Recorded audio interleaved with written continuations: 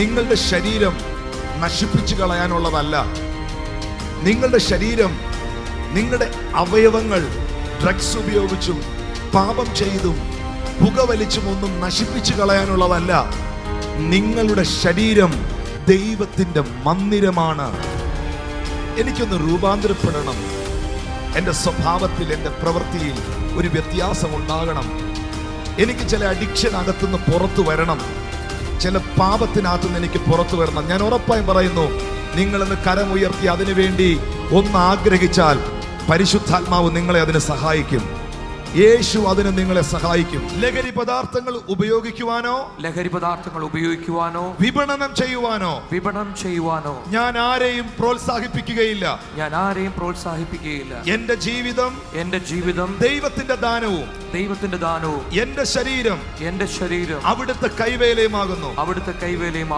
അത് പൂർണ്ണ ഉത്തരവാദിത്തത്തോടുകൂടെ ഞാൻ പരിപാലിക്കുമെന്ന് സത്യം ചെയ്തുകൊള്ളുന്നു. അതുകൊണ്ട് ലഹരി പദാർത്ഥങ്ങളോട് നോ എന്ന് ഞാൻ ഉറപ്പായും പറയും.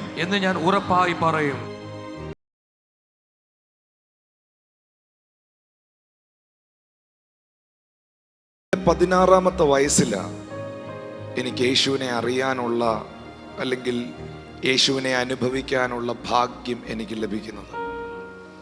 നിങ്ങളെപ്പോലെ കോളേജിൽ പഠിച്ചുകൊണ്ടിരിക്കുമ്പോൾ ആ സമയത്ത് ഒരു സാമുദായിക കുടുംബത്തിൽ വളർന്ന എനിക്ക് യേശു ദൈവമാണെന്നറിയാം. പള്ളി പോകുമായിരുന്നു. പക്ഷേ ഈ ലോകത്തിൻ്റെ വഴികളിലേക്ക് ഞാൻ യാത്ര ചെയ്യുവാനായി തുടങ്ങുന്ന ആ വേളയിൽ എൻ്റെ ജീവിതത്തിലേക്ക് കടന്നു വന്നതാണ് ദൈവത്തിൻ്റെ സ്നേഹം. ഞാൻ പഠിക്കാൻ ഭയങ്കര മിടുക്കനോ ഞാൻ കഴിവുള്ള ആളോ ഒന്നുമല്ല. Nothing I am. I am standing His grace. I am living by His grace. അവൻ്റെ കൃപയിൽ നിൽക്കുന്ന ഒരു വ്യക്തിയാണ്. പക്ഷേ +2 എക്സാമിനേഷൻ കഴിഞ്ഞ് ആ വെക്കേഷൻ ടൈമിൽ എൻ്റെ ജീവിതത്തിൽ യേശുവിനെ അറിയാനും ഇതുപോലൊരു പ്രേയറിന് പോകാനും ഒരു ഭാഗ്യം എൻ്റെ ജീവിതത്തിൽ ഉണ്ടായി. എൻ്റെ പ്രിയ യൗവനക്കാരെ, നിങ്ങളെപ്പോലൊരു മനുഷ്യനാണ് ഇവിടെ നിൽക്കുന്നത്.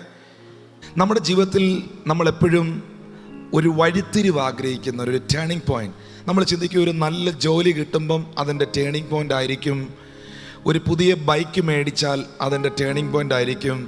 പക്ഷേ ഞാൻ പറയട്ടെ, ജീവിതത്തിൻ്റെ യഥാർത്ഥ ടേണിംഗ് പോയിന്റ് എന്ന് പറയുന്നത് ട്രൈ ജീസസ്. ഞാൻ ചെറുപ്പക്കാരോട് പറയട്ടെ, നമ്മൾ പല കാര്യങ്ങളും ശ്രമിക്കുന്നവരാ. നമ്മുടെ ജീവിതത്തിൽ എല്ലാം ഒന്ന് ട്രൈ ചെയ്ത് നോക്കുന്നവരല്ലേ നമ്മൾ.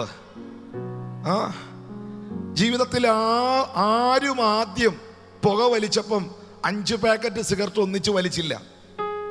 ആദ്യം പുകച്ചപ്പം ഒരെണ്ണം ഒന്ന് ട്രൈ ചെയ്തതാണ്. കാർ ഓടിക്കാൻ ഒരു ശ്രമം നടത്തി. ഇപ്പം നല്ല അടിപൊളി ഡ്രൈവറാണ്. ജീവിതത്തിലെല്ലാം ഓരോന്നും ശ്രമങ്ങൾ നടത്തി നമ്മൾ അവിടെ എത്തി. പക്ഷെ അതിൽ പലതും നമുക്ക് പ്രയോജനം ചെയ്തില്ല. പക്ഷെ ഇന്ന് രാത്രി ഞാൻ പറയുന്നു, ട്രൈ ജീസസ്. യേശുവിനെ ഒന്ന് അറിയാൻ ശ്രമിച്ചു നോക്ക്. യേശുവിനോടൊന്ന് അടുക്കാൻ ശ്രമിച്ചു നോക്ക്. അവനൊരു മതത്തിന്റെ ദൈവം അല്ല. യേശുക്രിസ്തു ഈ ഭൂമി വന്നത് ഒരു പ്രത്യേക മതത്തിന് വേണ്ടിയല്ല, സകല മനുഷ്യരുടെയും രക്ഷയ്ക്ക് വേണ്ടിയാണ്. അവൻ നിങ്ങളുടെ മതം അന്വേഷിക്കുന്നില്ല. അവൻ നിങ്ങളുടെ ജാതി ചോദിക്കുന്നില്ല. നിങ്ങളുടെ പപ്പായ്ക്ക്, നിങ്ങളുടെ ഡാഡിക്ക്, നിങ്ങളുടെ പിതാവിന് നിങ്ങളെ അറിയാവുന്നതിനേക്കാൾ, നിങ്ങളുടെ അമ്മയ്ക്ക് നിങ്ങളെ അറിയാവുന്നതിനേക്കാൾ, നിങ്ങളുടെ സഹോദരങ്ങൾക്ക് നിങ്ങളെ അറിയാവുന്നതിനേക്കാൾ നിങ്ങളെ അറിയുന്നവനാണ് യേശു കർത്താവ്. എൻ്റെ 17-ാമത്തെ വയസ്സിൽ യേശുവിനെ അറിയാൻ ഉള്ള ഭാഗ്യം എനിക്ക് ലഭിച്ചു. അതായിരുന്നു എൻ്റെ ജീവിതത്തിൻ്റെ ടേണിംഗ് പോയിന്റ്. എൻ്റെ ജീവിതത്തിൻ്റെ വഴിത്തിരിവതായിരുന്നു. ആർക്കെങ്കിലും യേശുവിനെ അനുഭവിക്കാൻ പറ്റിയിട്ടില്ലെങ്കിൽ നിങ്ങൾ എന്നാ ചെയ്യേണ്ടേ? നിങ്ങൾ ഒറ്റ കാര്യം ചെയ്താൽ മതി. നിങ്ങൾ ഇരിക്കുന്ന സ്ഥലത്ത്, യേശുവേ എൻ്റെ ജീവിതത്തിലേക്ക് വരണേ, എൻ്റെ ലൈഫ് ഞാൻ നിനക്ക് തരിക എന്ന് പറയുന്ന ഒറ്റ നിമിഷത്തിൽ ഞാൻ ഉറപ്പായും പറയുന്നു, അവൻ നിങ്ങളുടെ ജീവിതത്തിലേക്ക് വരും. ഹല്ലേലൂയ. അങ്ങനെ യേശു നിങ്ങളുടെ ജീവിതത്തിൽ വന്നാൽ അത് നിങ്ങളുടെ വഴിത്തിരിവായിരിക്കും. 1 കൊരിന്ത്യർക്ക് എഴുതിയ ലേഖനം 6-ാം അധ്യായം 9 മുതൽ 11 വരെയുള്ള വാക്യങ്ങൾ ഒന്ന് വായിക്കുക. 1 Corinthians chapter 6 word 9 to 11. അന്യായം ചെയ്യുന്നവർ ദൈവരാജ്യം അവകാശമാക്കുകയില്ല എന്നറിയുന്നില്ലയോ? നിങ്ങളെ തന്നെ വഞ്ചിക്കാതിരിപ്പീൻ.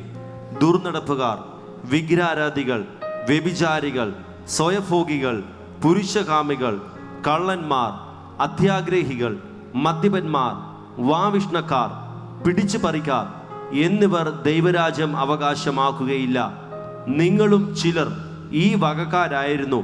എങ്കിലും നിങ്ങൾ കർത്താവായ യേശുക്രിസ്തുവിൻ്റെ നാമത്തിലും നമ്മുടെ ദൈവത്തിൻ്റെ ആത്മാവിനാലും നിങ്ങളെ തന്നെ കഴുകി ശുദ്ധീകരണവും നീതീകരണവും പ്രാപിച്ചിരിക്കുന്നു. എത്ര മദ്യപാനിയാണെങ്കിലും, എത്ര പാപിയാണെങ്കിലും, എത്ര ജീവിതം തകർന്നവനാണെങ്കിലും, എത്ര വലിയ ഡ്രഗ്സിന്റെ അഡിക്ഷൻ ഉണ്ടെങ്കിലും, കഞ്ചാവ് ഉപയോഗിക്കുന്നവനാണെങ്കിലും, ഡ്രഗ്സ് കുത്തിവെക്കുന്നവനാണെങ്കിലും, ഇന്ന് പകൽ നിങ്ങളെ അതിനകത്തുനിന്ന് പുറത്തു കൊണ്ടുവന്ന് നിങ്ങളെ കഴുകി വിശുദ്ധീകരിച്ച് നിങ്ങളുടെ ജീവിതത്തെ അനുഗ്രഹപൂർണമാക്കാൻ കഴിയുന്ന ഒരു ദൈവമുണ്ട് എന്ന് ദൈവത്തിന്റെ വചനത്തിൽ എഴുതിയിരിക്കുന്നു.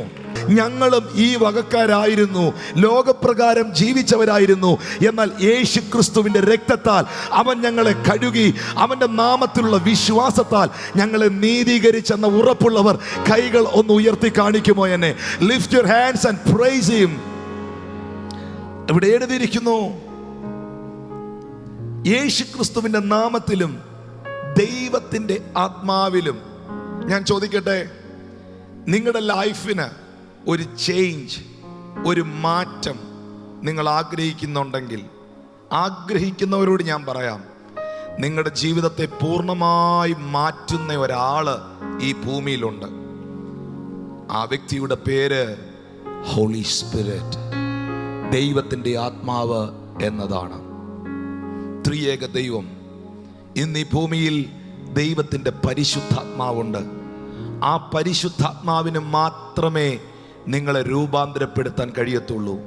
കാരണം യേശു ക്രിസ്തു നമ്മുടെ രക്ഷകനായി തീരുന്നത് പരിശുദ്ധാത്മാവിലൂടെയാണ്.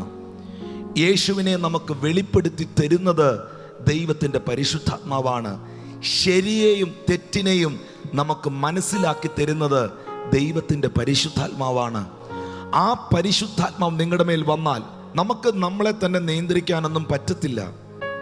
3-4 ദിവസമൊക്കെ പറ്റിയേക്കാം.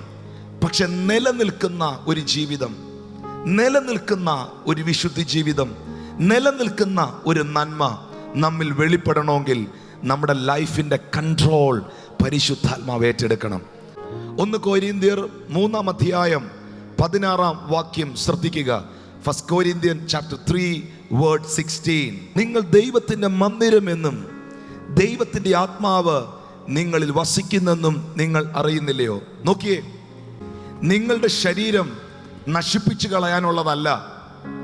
നിങ്ങളുടെ ശരീരം, നിങ്ങളുടെ അവയവങ്ങൾ ഡ്രഗ്സ് ഉപയോഗിച്ചും പാപം ചെയ്തും പുകവലിച്ചും ഒന്നും നശിപ്പിച്ചു കളയാനുള്ളതല്ല. നിങ്ങളുടെ ശരീരം ദൈവത്തിൻ്റെ മന്ദിരമാണ്. നിങ്ങളുടെ ശരീരം ദൈവത്തിൻ്റെ ഭവനമാണ്.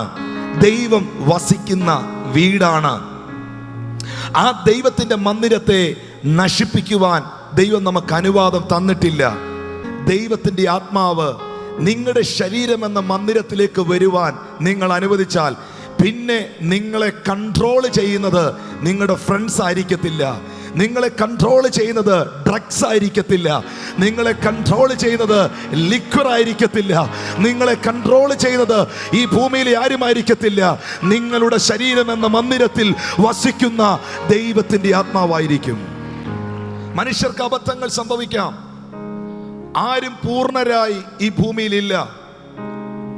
എല്ലാവരും പെർഫെക്റ്റ് അല്ല. പക്ഷേ ഒരു പെർഫെക്ഷനിലേക്ക് നമ്മൾ വരുവാൻ ദൈവം നമ്മളെ കുറിച്ച് ആഗ്രഹിക്കുന്നു. ഇപ്പോൾ എൻ്റെ മുമ്പിൽ ഇരിക്കുന്ന എൻ്റെ പ്രിയ സഹോദരങ്ങളെ, നിങ്ങൾക്ക് നല്ലൊരു ഭാവിയുണ്ട്, നിങ്ങൾക്ക് നല്ലൊരു ജീവിതമുണ്ട്. ആ ജീവിതം ദൈവത്തിൻ്റെ കരങ്ങളിൽ ഏൽപ്പിച്ചാൽ ഏറ്റവും പെർഫെക്റ്റായി നിങ്ങളുടെ ജീവിതത്തെ അവർ രൂപാന്തരപ്പെടുത്തും. ഇവിടെ 3 കാര്യങ്ങളാണ് എനിക്ക് പറയാനുള്ളത്.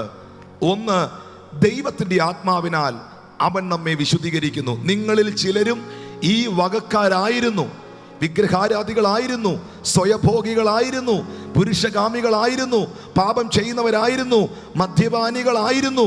പക്ഷേ ഇപ്പോൾ നിങ്ങൾ അങ്ങനെ അല്ലാത്തതിൻ്റെ കാരണം ദൈവത്തിൻ്റെ ആത്മാവ് നിങ്ങളിൽ വന്നതാണ്. ഇവിടെ ഇരിക്കുന്ന ചെറുപ്പക്കാരോട് പറയുന്നു, ആ ദൈവത്തിൻ്റെ ആത്മാവ് നിങ്ങളിൽ വരുവാൻ നിങ്ങളെ ഏൽപ്പിക്കുക. നമ്പർ 2, രണ്ടാമത്തെ കാര്യം ബൈബിൾ പറയുന്നു, യേശു ക്രിസ്തുവിലുള്ള നീതീകരണം. റോമർക്കെഴുതിയ ലേഖനം 3-ാം അധ്യായം 24, 25, 26 വാക്യത്തിൽ എഴുതിയിരിക്കുന്നു, യേശു നീതിമാനും തന്നിൽ വിശ്വസിക്കുന്നവരെ അവൻ നീതീകരിക്കുന്നവനുമാകുന്നു. ഒരു ക്വസ്റ്റ്യൻ ഞാൻ ചോദിക്കട്ടെ, ഇവിടെ ഇരിക്കുന്ന നീതിമാന്മാരും നീതിമതികളും ഒന്ന് കൈകൾ ഉയർത്തി കാണിക്കൂ. ആരുമില്ലേ? ഇവിടെ ഇരിക്കുന്ന നീതിമാന്മാർ, നീതിമതികൾ, നിങ്ങളുടെ കരങ്ങളൊന്ന് ഉയർത്തി കാണിച്ചേ. എന്താ അത് പറ്റാത്തതെന്നറിയാവോ? നമ്മളെല്ലാവരും ജീവിക്കുന്നത് കുറ്റബോധത്തിനകത്താണ്. നമ്മളോട് തന്നെ നമ്മൾ പറഞ്ഞിട്ടുണ്ട് നമ്മൾ പാപിയാന്ന്. നമ്മളെ കുറിച്ച് നമ്മളോട് തന്നെ നമ്മൾ പറഞ്ഞു കഴിഞ്ഞു നമ്മൾ ആള് ശരിയല്ലെന്ന്. പക്ഷേ നമ്മൾ എങ്ങനെയാ നീതീകരിക്കപ്പെടുന്നേ? കർമ്മനീതിയല്ല, സ്വയനീതിയല്ല. നമ്മൾ നീതീകരിക്കപ്പെടുന്നത് ബൈബിൾ പറയുന്നു, യേശു നീതിമാനും തന്നിൽ വിശ്വസിക്കുന്നവരെ അവൻ നീതീകരിക്കുന്നവനുമാകുന്നു. പ്രിയപ്പെട്ടവരെ, ഒരു വ്യക്തി കർത്താവായ യേശു ക്രിസ്തുവിൽ വിശ്വസിക്കുമ്പോൾ സ്വർഗത്തിലെ ദൈവം അവനെ നീതീകരിക്കും. പലരും കുറ്റബോധത്തിൽ ജീവിക്കുന്നു. ഇവിടെ ഇരിക്കുന്നവരോട് പറയട്ടെ, പ്രാർത്ഥിക്കാൻ നിൽക്കുമ്പോഴും അല്ലാതിരിക്കുമ്പോഴും ഒക്കെ ജീവിതത്തിൽ എവിടെങ്കിലും നിങ്ങളെ കുറ്റബോധം വേട്ടയാടുന്നുണ്ടോ? പ്രിയമുള്ളവരെ, നമ്മൾ ജീവിക്കേണ്ടത് കുറ്റബോധത്തിലല്ല, നമ്മൾ ജീവിക്കേണ്ടത് നീതിബോധത്തിലാണ്. ആരാണ് ആ നീതിയുടെ ബോധം നമുക്ക് തരുന്നത്? ബൈബിൾ പറയുന്നു, യേശു നീതിമാനും തന്നിൽ വിശ്വസിക്കുന്നവരെ അവൻ നീതീകരിക്കുന്നവനുമാകുന്നു. യേശു ക്രിസ്തുവിൽ വിശ്വസിക്കുന്നവർ എന്ന് കരങ്ങൾ ഉയർത്തി കാണിച്ചേ. അതിന് ജാതി മാറണ്ട, മതം മാറണ്ട, അതിന് സംഘടന മാറണ്ട, ഡ്രസ് കോഡ് മാറണ്ട. യേശുവിൽ വിശ്വസിക്കുന്നവർ, ലിഫ്റ്റ് യുവർ ഹാൻഡ്. ബൈബിൾ പറയുന്നു, യേശുവിൽ വിശ്വസിക്കുന്നവരെ പിതാവായ ദൈവം നീതീകരിക്കുന്നു. ഒരിക്കൽ കുറെ കുട്ടികൾ ഒന്നിച്ച് അവരുടെ വീടിന്റെ മുറ്റത്ത് അവര് ക്രിക്കറ്റ് കളിക്കുകയാണ്. അപ്പം ടോണിയുടെ വീടിന്റെ മുറ്റത്താണ് ഇന്നത്തെ കളി നടക്കണേ. ടോണിയുടെ പപ്പായും അമ്മയും ഡോക്ടേഴ്സാണ്. രാവിലെ ഇവർ രണ്ടുപേരും കൂടെ ഹോസ്പിറ്റലിൽ പോയി. ടോണി രാവിലെ ഫ്രണ്ട്സിനെ എല്ലാം വിളിച്ചു കൂട്ടി ക്രിക്കറ്റ് കളി തുടങ്ങി. ഇങ്ങനെ കളിച്ചോണ്ടിരുന്ന വഴിക്ക് ടോണിയുടെ കൂടെ കളിച്ചോണ്ടിരുന്ന ഒരു പയ്യൻ ബോൾ എടുത്ത് എറിഞ്ഞു. ആ ബോൾ കൃത്യമായി സ്റ്റെമ്പേ കൊള്ളാതെ അവർ പെറ്റായിട്ട് വളർത്തിക്കൊണ്ടിരുന്ന 2 അരയന്നം ഉണ്ടായിരുന്നു, 2 താറാവ്. അതിൻ്റെ മേളിൽ അത് കൊണ്ടു. ആ ബോൾ ഒന്ന് കൊണ്ടിട്ട് ഈ ഒരു താറാവ് അങ്ങ് ചത്തുപോയി. ആ വീട്ടിലൊരു വേലക്കാരനുണ്ടായിരുന്നു. വേലക്കാരൻ ഈ സംഭവം കണ്ടു. പിള്ളേര് ബാറ്റും സ്റ്റമ്പും എല്ലാം ഊരി ഓടിക്കളഞ്ഞു. ടോണിയുടെ വീടാണ്. ടോണി ഒറ്റയ്ക്കായി. വേലക്കാരൻ ടോണിയോട് പറഞ്ഞു, ടോണി, ആരും അറിയണ്ട, നമുക്കതിനെ കുഴിച്ചിട്ടേക്കാം. ഡാഡിയും മമ്മി ഹോസ്പിറ്റലിൽ നിന്ന് വന്ന് പറഞ്ഞാൽ നിനക്ക് അടി കൊള്ളും, വഴക്ക് കിട്ടും, നമുക്കതിനെ കുഴിച്ചിട്ടേക്കാം. വേലക്കാരനും ടോണിയും കൂടെ ചേർന്ന് താറാവിനെ കുഴിച്ചിട്ടു. പിറ്റേ ദിവസം രാവിലെ ടോണിയുടെ ഡാഡിയും മമ്മിയും ഹോസ്പിറ്റലിൽ ഡോക്ടേഴ്സാണ്, ജോലിക്ക് പോയി. ഈ വേലക്കാരൻ ടോണിയോട് പറഞ്ഞു, നീ പോയിട്ട് ആ ചെടിക്കെല്ലാം അങ്ങോട്ട് വെള്ളം ഒഴിക്കാൻ പറഞ്ഞു. ഉടനെ ടോണി പറഞ്ഞു, അത് നിങ്ങളുടെ ജോലിയല്ലേ, നിങ്ങളല്ലേ ഇവിടുത്തെ സർവന്റ്. താറാവ് അന്ന് ചെടിക്ക് മുഴുവൻ വെള്ളവും ടോണി കോരി. പിറ്റേ ദിവസം രാവിലെ കഴുകിയ തുണികൾ ആ പുറത്തു കൊണ്ടിടാനായി ടോണിയോട് പറഞ്ഞു. ടോണി പറഞ്ഞു, അത് നിങ്ങളുടെ ജോലിയല്ലേ. വേലക്കാരൻ പറഞ്ഞു, ഡാഡി, താറാവ്. ഓരോ ദിവസവും ഇത് പറഞ്ഞ് അവൻ ചെയ്ത തെറ്റിനെ എടുത്തു പറഞ്ഞ് ഈ വേലക്കാരൻ, ആ വീട്ടിലെ ജോലിക്കാരൻ, അവന്റെ മനസ്സിനെ അലട്ടിക്കൊണ്ടിരുന്നു. എന്നാൽ ഒരു ദിവസം ടോണി എന്നാ ചെയ്തെന്നറിയാവോ? സഹിക്കാൻ വയ്യാഞ്ഞ് അവന്റെ ഡാഡി വൈകിട്ട് ഹോസ്പിറ്റലിൽ നിന്ന് വന്നപ്പോൾ, എന്നെ ശ്രദ്ധിക്കണം, ഹോസ്പിറ്റലിൽ നിന്ന് വന്നപ്പം ഡാഡിയുടെ കാലിന്റെ അടുക്കൽ ചെന്നിട്ട് ടോണി ആ കാലിലോട്ട് കെട്ടിപ്പിടിച്ചിട്ട് ഡാഡിയോട് പറഞ്ഞു, ഡാഡി, കഴിഞ്ഞ ആഴ്ച ഞാൻ കളിച്ചോണ്ടിരുന്നപ്പം എൻ്റെ കൂട്ടുകാരൻ ബോൾ എടുത്ത് എറിഞ്ഞ് നമ്മുടെ വീട്ടിലെ 2 താറാവ് ഉണ്ടായിരുന്നല്ലോ, അത് ഒരെണ്ണത്തിൻ്റെ മേളിൽ കൊണ്ട് ആ താറാവ് ചത്തുപോയി. ഡാഡി എന്നോട് ക്ഷമിക്കണേ. ടോണി കരയാൻ തുടങ്ങി. അവൻ്റെ ഡാഡി അവൻ്റെ ശിരസിൽ തടവിയിട്ട് പറഞ്ഞു, മോനെ താറാവ് പോട്ടടാ, എനിക്ക് താറാവിനേക്കാൾ വലുതാണ് നീയാണ് എനിക്ക് ഇമ്പോർട്ടൻറ്റ്, അത് പൊക്കോട്ടെ എന്ന് പറഞ്ഞു. ടോണിയോട് അവൻ്റെ പിതാവ് ക്ഷമിച്ചു. അവൻ പിതാവിനോട് അത് പറഞ്ഞു. പിറ്റേ ദിവസം രാവിലെ വേലക്കാരൻ ടോണിയോട് പറഞ്ഞു, പെട്ടെന്ന് വന്ന് എൻ്റെ കൂടെ നിന്ന് ഈ പച്ചക്കറിയൊക്കെ ഒന്ന് അരിഞ്ഞു തന്നേ. ടോണി പറഞ്ഞു, ഇല്ല ഞാൻ ചെയ്യത്തില്ല, അത് നിങ്ങളുടെ ജോലിയാ. വേലക്കാരൻ പറഞ്ഞു, താറാവ് ഞാൻ പറയും. ടോണി പറഞ്ഞു, എവിടോ പോയി പറഞ്ഞു, ഞാൻ പറയേണ്ടവനോട് കാര്യം പറഞ്ഞിട്ടുണ്ട്, പറയേണ്ടവനോട് ഞാൻ പറഞ്ഞിട്ടുണ്ട്, ക്ഷമിക്കേണ്ട ആൾ എന്നോട് ക്ഷമിച്ചിട്ടുമുണ്ട്. ഞാൻ പറയട്ടെ, നിങ്ങളുടെ പാപങ്ങൾ രക്താംബരം പോലെ കടുംചുമപ്പായാലും ദൈവം അതിനെ ഹിമം പോലെ വെളുപ്പിക്കും, അത് പഞ്ഞി പോലെ വെണ്മയുള്ളതാക്കി മാറ്റും. നിങ്ങളുടെ ഹൃദയം ദൈവത്തിന്റെ മുമ്പിൽ തുറക്കുക, നിങ്ങളുടെ കുറ്റങ്ങൾ ദൈവത്തോട് ഏറ്റുപറയുക, യേശുവിൽ വിശ്വസിക്കുക. അവൻ നിങ്ങളുടെ പാപത്തെ ക്ഷമിച്ചാൽ എന്ന് പറഞ്ഞാൽ സ്വർഗത്തിലെ കോടതി നിങ്ങളെ വെറുതെ വിട്ടാൽ ഈ ലോകത്തിലെ ആർക്കും നിങ്ങളെ അറസ്റ്റ് ചെയ്യാൻ കഴിയത്തില്ല. സ്വർഗത്തിലെ കോടതി നിങ്ങളെ ന്യായം വിധിച്ചില്ലെങ്കിൽ ആർക്കും നിങ്ങളെ കുറ്റം വിധിക്കാൻ കഴിയത്തില്ല. ഇതിനകത്തിരിക്കുന്നവർ പറയട്ടെ, നാം എങ്ങനെയാണ് ആ നീതീകരണം പ്രാപിക്കുന്നത്? ആ നീതീകരണം പ്രാപിക്കണമെങ്കിൽ ജസ്റ്റ് ബിലീവ് ഇൻ ജീസസ്. കൂട്ടുകാരൻ നിങ്ങളെ വഴിതെറ്റിക്കാം, നല്ല ഫ്രണ്ട്സാന്ന് പറയുന്നവരും ഒരു പക്ഷേ റോങ് വേയിലേക്ക് നിങ്ങളെ നടത്താം. ഈ ഭൂമിയിലെ ആരെയും നമുക്ക് ട്രസ്റ്റ് ചെയ്യാൻ പറ്റത്തില്ല. പക്ഷേ നിങ്ങൾക്ക് ട്രസ്റ്റ് ചെയ്യാൻ കഴിയുന്ന ഒരുവനുണ്ട്. His name is Holy Spirit. എവിടെങ്കിലും റിജക്ഷൻസ് അനുഭവിച്ചവരിവിടെ ഉണ്ടോ? അപ്പൻ്റെ തിരസ്കരണം, അമ്മയിൽ നിന്നുള്ള തിരസ്കരണം, അധ്യാപകരിൽ നിന്നുള്ള തിരസ്കരണം. എൻ്റെ പ്രിയ കുഞ്ഞുങ്ങളെ, എന്നെ ഒന്ന് തലയുയർത്തി ശ്രദ്ധിക്കുമോ?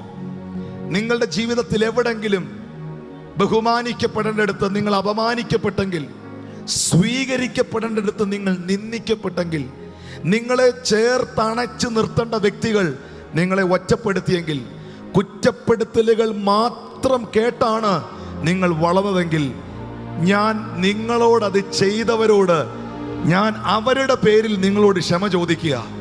നിങ്ങളോട് അങ്ങനെ പ്രവർത്തിച്ചവരോട് നിങ്ങൾ ക്ഷമിക്കുക. നിങ്ങളുടെ അമ്മയ്ക്ക് തരാൻ കഴിയാത്ത സ്നേഹം, അപ്പന് തരാൻ കഴിയാത്ത സ്നേഹം, കുടുംബക്കാർക്ക് തരാൻ കഴിയാത്ത സ്നേഹം, നിങ്ങളുടെ അധ്യാപകന് തരാൻ കഴിയാത്ത സ്നേഹം, ഒരമ്മ തൻ്റെ കുഞ്ഞിനെ മറന്നാലും, ഒരു സ്ത്രീ താൻ പ്രസവിച്ച കുഞ്ഞിനോട് കരുണ തോന്നാതിരുന്നാലും നിങ്ങളെ കൈവിടാത്ത, നിങ്ങളെ ഉൾക്കൊള്ളുന്ന ഒരു യേശു നിങ്ങൾക്കുണ്ട്. കരങ്ങൾ ഉയർത്തി ദൈവത്തെ സ്തുതിക്കാം. എല്ലാ യങ്സ്റ്റേഴ്സും പറയുന്ന ഒരു കാര്യമാണ്, എന്നെ ആരും മനസ്സിലാക്കണില്ല, എൻ്റെ ഹൃദയം ആരും മനസ്സിലാക്കുന്നില്ല. എൻ്റെ ഉള്ളത്തിലൊരു ആഗ്രഹം ഉണ്ടെങ്കിൽ അത് പറയാൻ എനിക്ക് ആരുമില്ല. ഇന്ന് പകൽ ഞാൻ പറയുന്നു, നിങ്ങളുടെ ആഗ്രഹങ്ങൾ നിങ്ങൾക്ക് യേശുവിനോട് പറയാം. നിങ്ങൾക്കൊരു നല്ല സ്നേഹിതനുണ്ട്. His name is Jesus.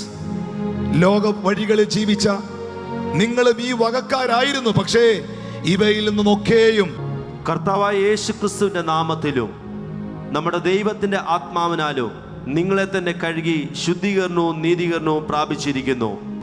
പാപത്തെ വിമോചിപ്പിക്കാനുള്ള, പാപത്തെ മാറ്റാനുള്ള മരുന്ന് മെഡിക്കൽ സ്റ്റോറിൽ കിട്ടത്തില്ല. സമാധാനം ഉണ്ടാകാനുള്ള മെഡിസിൻ, വസ്തുത ഒരു സൂപ്പർ മാർക്കറ്റിൽ ലഭിക്കത്തില്ല. അത് ലഭിക്കുന്ന ഇടമാണ് ദൈവത്തിൻ്റെ സന്നിധി. എനിക്കൊന്ന് രൂപാന്തരപ്പെടണം, എൻ്റെ സ്വഭാവത്തിൽ, എൻ്റെ പ്രവൃത്തിയിൽ ഒരു വ്യത്യാസം ഉണ്ടാകണം. എനിക്ക് ചില അഡിക്ഷൻ അകത്തുനിന്ന് പുറത്തു വരണം, ചില പാപത്തിനകത്തുനിന്ന് എനിക്ക് പുറത്തു വരണം. ഞാൻ ഉറപ്പായും പറയുന്നു, നിങ്ങളിന്ന് കരമുയർത്തി അതിനുവേണ്ടി ഒന്ന് ആഗ്രഹിച്ചാൽ പരിശുദ്ധാത്മാവ് നിങ്ങളെ അതിന് സഹായിക്കും. യേശു അതിന് നിങ്ങളെ സഹായിക്കും. ഈ ലോകത്തിലെ മദ്യവും ഈ ലോകത്തിലെ കഞ്ചാവും ഉറപ്പായും നിങ്ങളുടെ ലൈഫിനെ അത് നശിപ്പിക്കും. അതുകൊണ്ടാണ് ബൈബിൾ പറയുന്നത്, അറക്കാനും മുടിക്കാനും മോഷ്ടിക്കാനും സാത്താൻ വരുന്നു, എന്നാൽ യേശു വന്നതോ നിങ്ങൾക്ക് ജീവൻ ഉണ്ടാകാനും സമൃദ്ധിയായ ജീവൻ ഉണ്ടാകുവാനുമാണ്. നമ്മളൊരു പ്ലഡ്ജ് ചെയ്യാൻ പോവാ, ഒരു ഉടമ്പടി ചെയ്യാൻ പോവാ. ഡ്രഗ്സിനെതിരെ ഇനി ഞങ്ങൾക്കത് വേണ്ട, ഞങ്ങളുടെ ദേശത്തിൽ അത് തുടച്ചു നിൽക്കണം. ഞങ്ങൾ എത്ര പേർ ഡ്രഗ്സിന്, കഞ്ചാവിന്, മദ്യത്തിന്, പ്രതികൂലമായി, അല്ലെങ്കിൽ I am not support that. എത്ര പേര് പറയും സേ നോ ടു ഡ്രഗ്സ് എന്നുള്ള തീരുമാനം നല്ലതാ എന്നുള്ളവർ ആ കരങ്ങളെ നീട്ടിപ്പിടിക്കുക.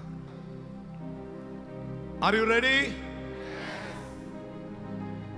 ദൈവത്തിന്റെ ഒരത്ഭുത സൃഷ്ടിയാകുന്ന ഞാൻ, ദൈവത്തിന്റെ ഒരു അത്ഭുത സൃഷ്ടിയാകുന്നു ഞാൻ, ലഹരി പദാർത്ഥങ്ങളോട് നോ എന്ന് പറയുവാൻ ദൃഢപ്രതിജ്ഞ എടുക്കുന്നു.